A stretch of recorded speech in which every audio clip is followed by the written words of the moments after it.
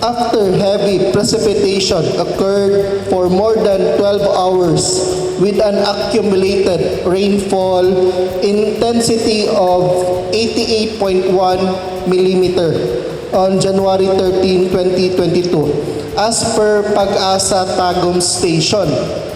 The large volume of water allegedly may be result to such siltation that caused discoloration of the said river. Based on the initial investigation and assessment, the potential source of siltation and discoloration along the Mapagba River was attributed to active mining activity of Arc Nickel Resources Incorporated, operator of the Riverbend Consolidated Mining Corporation. There were identified areas with overburden and waste material that broke the mitigating measures and drained toward the siltation pond. Sulod sa 72 oras, gipaundang na sa DENR ang mining operations sa Riverbend Consolidated Mining Corporation, ARC Nickel Resources Incorporated sa Banay-Banay, Davao Oriental kaganihang puntang. Kini human nakita og tulo ka paglapas sa ilang environmental clearance certificate ang nahisgutang kumpanya. Tulo ka kalapasan sa ECC provision ang nahimong rason sa pagpaundang sa operasyon. Nahatagan og ECC ang kumpanya ni atong November 4, 2020 ug formal kini nagsugod sa ilang operasyon niadtong Setyembre 28, 2021. Apan gipaundang kini kaganihang buntag tungod kay gikinahanglan butangan og mga bag-ong siltation ponds ang ilang sites aron dili na modahili sa kasapaan ang yuta nga naigo sa ilang pagkutkot. Sa ilang cease and desist order, gibutang sa DENR nga walay siltation pond ang kumpanya. Apan, matod ni Roed Nakila, ang consultant o spokesperson sa kumpanya, dunay upat ka siltation ponds nga ilang gibutang apan nangita og laing agianan ang tubig hinungdan nga midiretso kini sa pintatagan og Mapagba Rivers niadtong Biyernes, Enero 14. Yung ano po namin ma'am, yung sa mga environmental control measures po namin, we have our controls at the mine site as well as the nearby water bodies po. It so happened that our control measures is medyo hindi siya enough to or not sufficient to handle the volume of water na na experience po namin during that time po. So nag-overflow po siya. Susamang rason sa pagbaha ang gisaysay kanamo ni Banay-Banay Mayor Ada Caballero Lopez. Yesterday, January 14, no, I went to the site, not actually the site, but the office of the Arc Nickel, which is the large-scale mining company na naadiri karon sa Banay-Banay, and it started ang full operations right now. Medyo nag-overflow daw ang ilahang kwan dito sa mining site, and of course ay kwan man yan siya, laterite and then mga nickel, so orange ang color ni naog sa sapa, but this dagat nato syempre dili siya mo kundi sapa. Sa mga nangutana nganong orange ang color sa yuta, mao kini ang tubag ni Mines and Geosciences Bureau Regional Director Attorney Jasper Anthony Lascano. Ating pong geologic ano po ng ating lugar is nickel laterite po. Kaya expected po yung mga siltation. Kulang ang siltation pond, maong migawas ang tubig o kini ang nalapas sa kumpanya. Pila ba di ay ang multa ug unsa ang silot sa mga nakalapas? Ang naging resolution po talaga dapat ay madagdagan yung kanilang siltation funds and control measures so that hindi po mangyari ito at hindi na po ma-aggravate pa yung situation. Tungod ni ini, kinahanglang ayuhon sa kumpanya ang siltation funds kung pondohanan sa tubig aron didto mulugdang ang yuta ug ang tubig nga ikanaog sa kasapaan puti na ug dili na orange. Kay milapas ang kumpanya.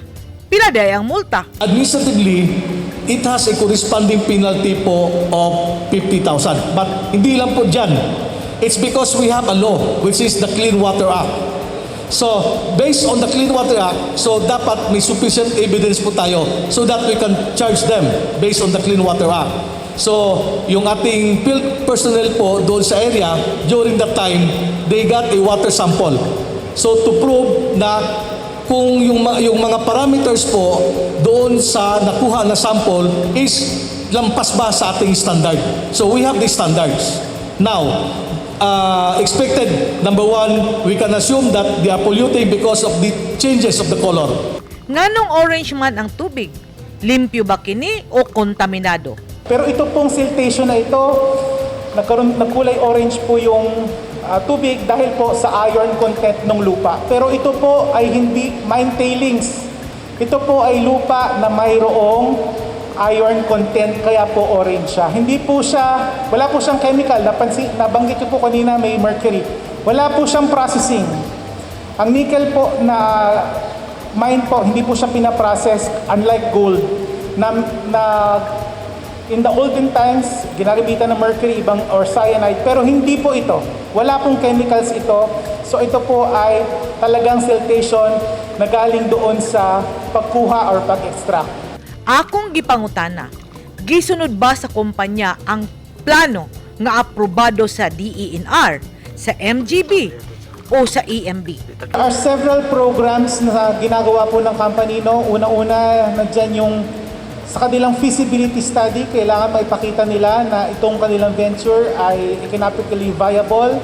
At the same time, meron po sila na nire-require na environmental protection and enhancement program. Matod sa DENR, giplastar na sa kumpanya ang paghimo og dugang nga siltation ponds gikan sa upat nga ilang nabutang ug dugangan pa nila kini og 8 ug duna pay duha kuno kag gitawag nga mega ponds aron mas mapugnan ang pagdahili sa tubig sa kasapaan bisan pa man kung kusog ang bulto sa ulan. Matod ni Bapagbapurok Leader Sammy Quijano, gumikan yun na sa bukid. Asa-asa man na padung na ng tubig, padung man na sa dagat. Makita man po ninyo. Dili man na binutbot ako, kana man na. kano sa nagsugod yung pag-brown sa inyong sapa? Ato lang kuan, atong huibis, kapag ulan lang.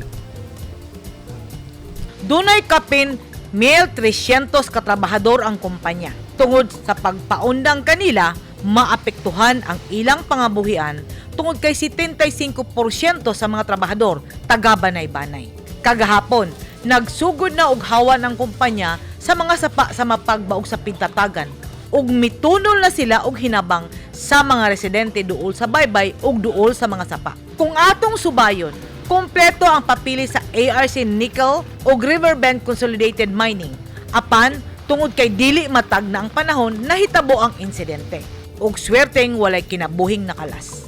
Ang operasyon sa ARC Nickel, walay kemikal nga gibutang. Kayuta lang ang ilang ipadala ngadto sa China. Ug karon naapay usa ka barko nga nagpaabot unta nga kargahan og yuta. Ug ang katapusang biyahe niani niadtong Enero 7 pahawa sa banay-banay paingon sa China. Matod sa DENR, ilang imonitor ang kabag-uhan sa kumpanya samtang ang lokal nga panggamhanan sa banay-banay dili kuno mohatag og renewal sa ilang business permit kay maghulat sa rekomendasyon sa DENR. Bisan pa man kung matuman ang mga gisaad nga siltation ponds, water treatment facility o mga provision nga gimando sa balaod, gikinahanglan usab nga magpakabana ang katawhan aron masiguro nga walay malapas nga balaod ug labaw sa tanan. Gikinahanglan nga magbinantayon sila tungod kay sila ang mapiktuhan panahon nga dunay problema ang operasyon sa mina. Edith Kaduayan, News 10 Philippines. Stay safe!